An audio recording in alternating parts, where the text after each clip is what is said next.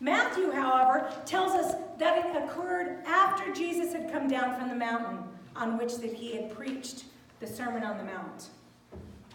We are told that the man who comes to Jesus for healing is a leper.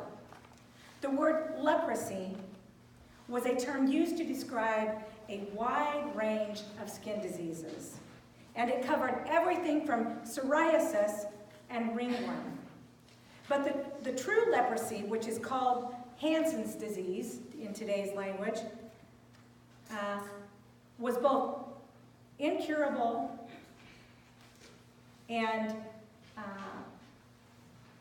was a horrible, horrible disease.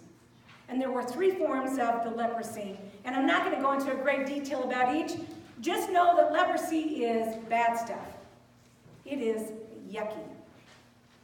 You don't want it. It's gross, with open oozing sores. A leper does not even look human.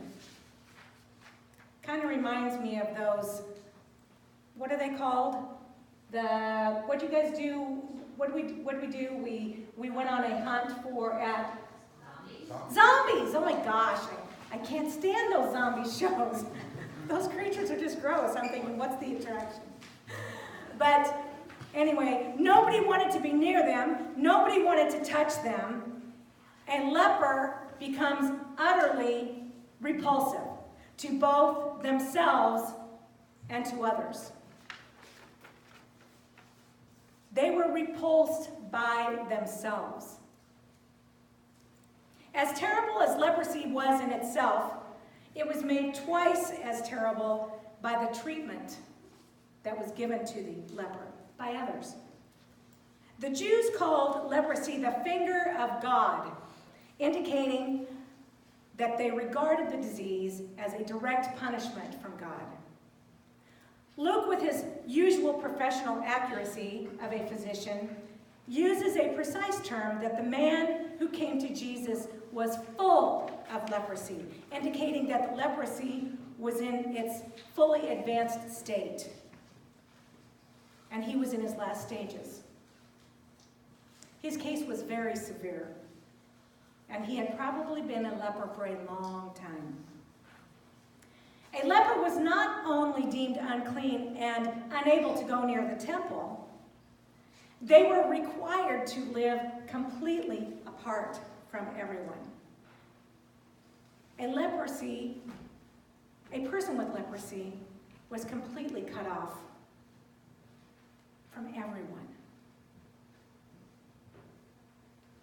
Additionally, the leper was to dress like a mourner going to a burial service.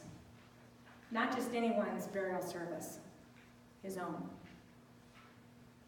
He had to constantly cry out everywhere. He said, "Unclean! Unclean!"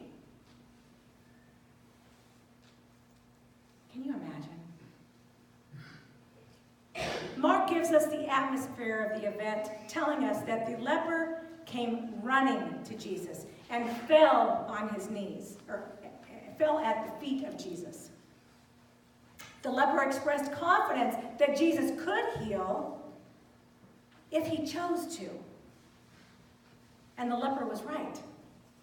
He could heal him, and he did. He fell on his face and implored him, saying, "Lord, if you are willing, you can make me clean." Within the leper's request is a mingling of both faith and insecurity. The leper had no doubt that Jesus could heal him, but he wondered, is he going to be willing to? Will he want to heal me? Notice that in each version, the leper sought to be cleansed, not just healed. And this is significant because the leper does not simply say to Jesus, "Heal me." Instead, he says, "Make me clean." Now, on the surface, those two things might seem to be the same thing, but they're not. They are not the same thing. Because you see, it is true that the leper's disease had caused him a great deal of physical distress. It is his uncleanness, though, that has separated him from God's people. A leper was excluded from the sacrifices, from religious festivals. He was excluded from worship services. In many ways, he was not only separated from God's people, he was separated from God.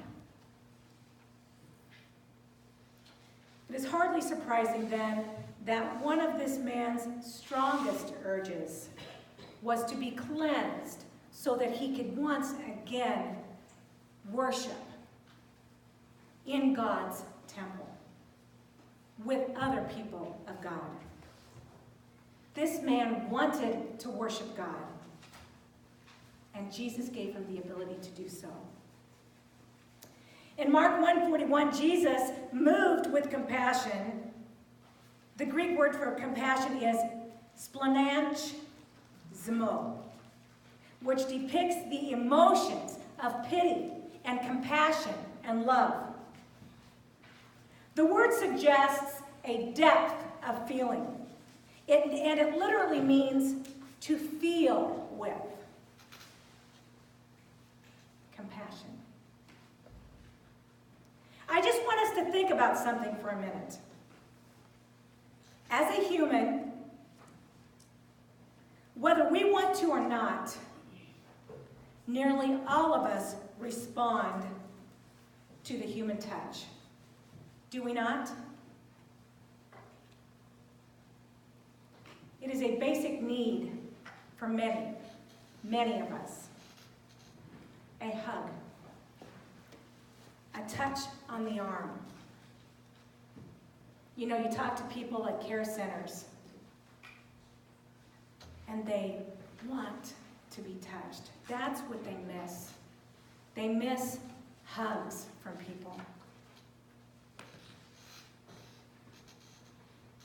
Now, when we talk about preemies, premature babies, after much research, they finally figured out that the preemies need to be touched in order to grow and mature. So as a leper, picture him, oozing with sores. How long do you suppose it had been since he'd had another human touch him? Years. How long do you think it had been since a human had come even within 6 feet of him, let alone close enough to touch him? Don't you suppose, as much as this leper needed and desired healing, his heart must have ached for the touch of another human hand? How terrible it must have been for him to watch everyone draw back as he approached.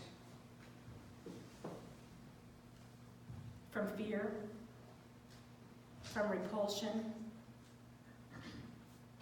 They didn't even want to brush against him. And Jesus responded not only to what this man asked for, but what his deepest need was. He knew what this man needed was a touch. This was love. This was love. The human side of Jesus responding.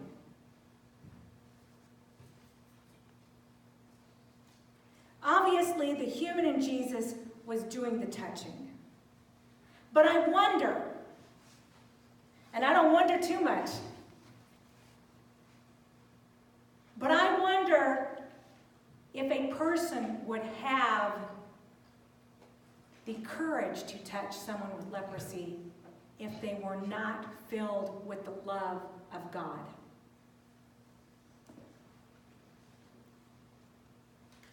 I don't think so. So next, on verse 42. As soon as he had spoken, immediately the leprosy left him, and he was cleansed.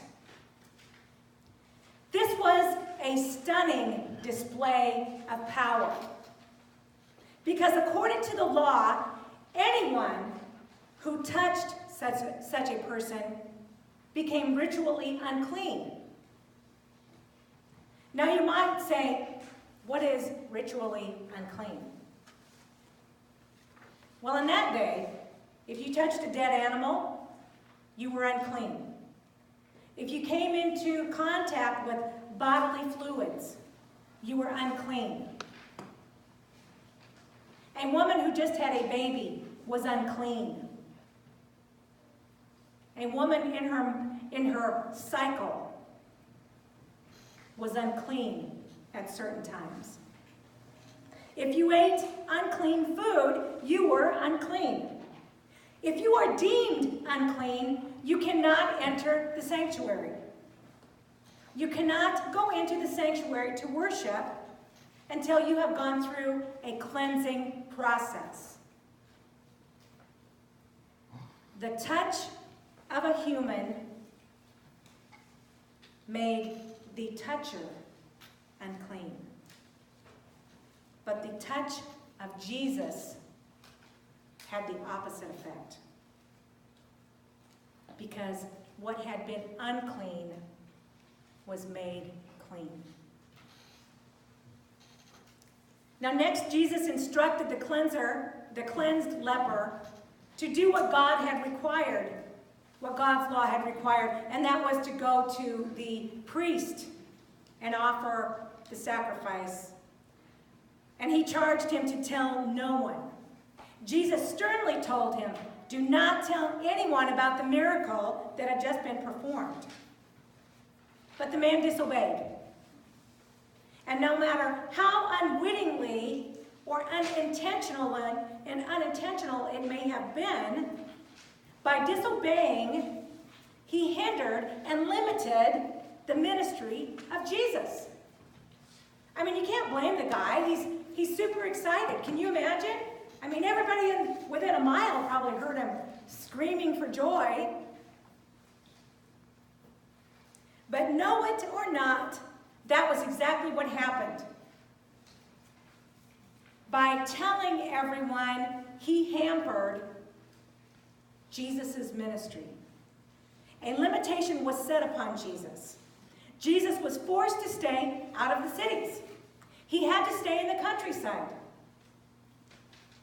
Now, it's easy for us to be critical and judgmental of this guy. He's face to face with a man that completely healed him, and he disobeys. I mean, you're standing face to face with Jesus, the man who just healed you and has told you, do not tell anybody. I don't know what I'd do. Maybe I would think that if I disobeyed him, I would automatically turn into a leper again, right? I mean, would my excitement overrule, or would I be thinking, oh my gosh, I better keep my mouth shut or I'm going to be a leper again?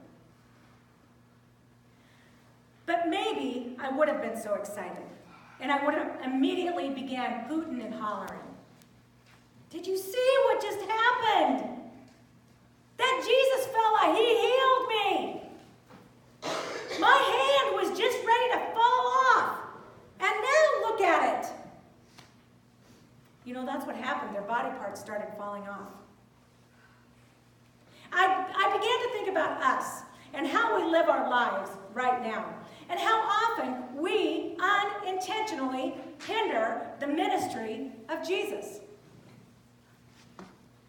Like when someone confides in us, maybe, about something that's going on in their life, and we think, man, that's some juicy information. She told me to keep it to myself, but if I tell this person, they won't tell anybody. Now you might say, well, Jesus didn't tell me not to say anything. Was I really hindering Jesus' ministry? Jesus wasn't the one that told me not to say anything. That was Bob who told me something in confidence, not Jesus. Really? Do you think Jesus would tell us? Do you think Jesus would appreciate us telling others confidential information? I think not. Maybe that's a poor example. But some of us are better than others at keeping silent or doing what God is asking of us, or trying as best we can to be better at being a Christian. Remember the story I told you about my friend, my good friend, Mary? She would call me every once in a while and she'd say, Deb, I'm just not feeling very Christian today. Sometimes we're not good at doing what God is telling us to do. And some of us may consider, well, what harm is this going to do if we do this? If I disobey God just this once? Or if I break my word just this once? But you know what? We, in our singular world, do not see the big picture. We don't see all the lines connecting each other. And what us telling one person, how many people that affects. We don't have the privilege of seeing all the ways our actions impact others. And honestly, some of the things that we say that we think are just totally harmless may impact somebody that we don't even know. Does that make sense to you? How our actions can impact others who we may not even know? It's like that whole pay it forward thing. You know, you do something for one person, and all of a sudden it goes and it goes and it goes. And the person at the other end, at the way far end of that, has no idea who really started it. That's a good example. So the next time you're about to do something that you know you really shouldn't do, stop and think. Because I know I've been in that situation. I'll think to myself, I really shouldn't do that. If I think that, I really shouldn't do that. Ask yourself, do I really want to hinder? Do I want to risk hinder? Slowing down, undoing the work of Jesus, the work that he's trying to do. Amen. All right, it is time for our